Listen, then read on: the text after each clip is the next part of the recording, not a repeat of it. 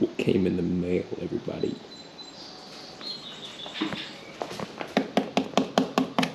Yes.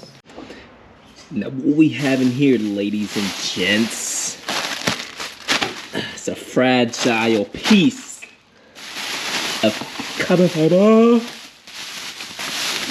Where is that though? Why is it so like, why is it so small?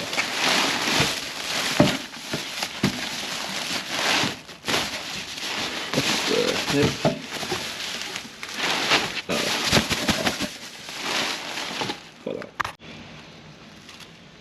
Let's bring it out in the light, guys. Hold on. Here's the finished product. Why does this look smaller? Either way, I got the matte look. I'm gonna take that sticker off. But look at that weave.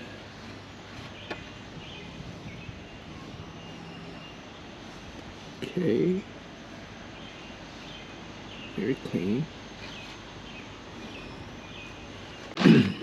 So once you have 1, 2, 3, your heel guard, take this inner and then this one. It's about 2, 4 bolts and you're good.